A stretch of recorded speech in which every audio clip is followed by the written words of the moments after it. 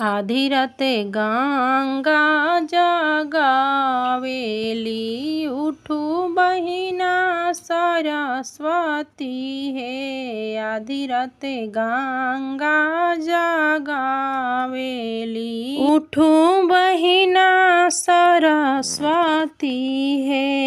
ये सगरी बलुया कोई चालेला, बिचे बेदी बान्हेला है।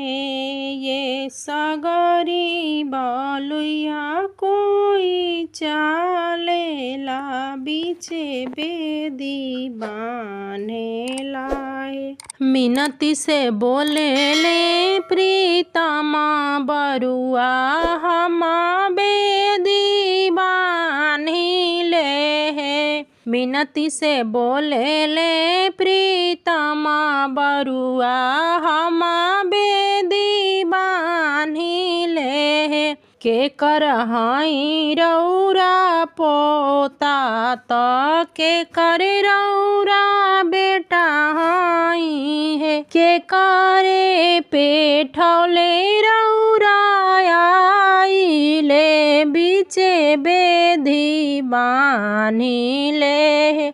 बाबा जी के हई हम पोता, त पिताजी के दुलरुआ बानी है। बाबा जी के हई हम पोता, त पिताजी के दुलरुआ बानी है। उनके भेजावल हम आइले, बिचे बेदी बान्हिले है। उनके पेठावल हम आइले, बिचे बेदी बान्हिले है। पिताजी के हई हम बरुआ, त बड़े पापा दुलरुआ बानी है। उन्हीं के पेठावल हम आइले, बिचे बेदी बान्हिले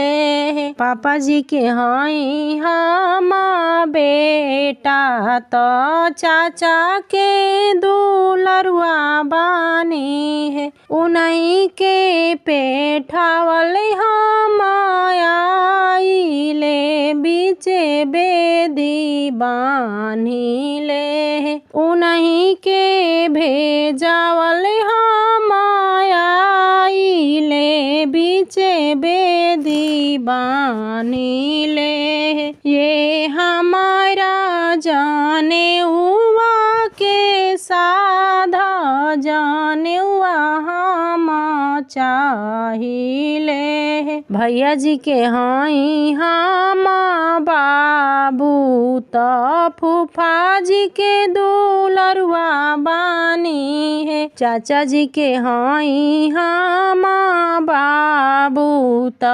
जीजा जी के दुलरुआ बानी है। उन्हीं के भेजावल हम आइले, बिचे बेदी बान्हिले है। हमारा जाने हुआ के साधा, जाने हुआ हम चाहिले।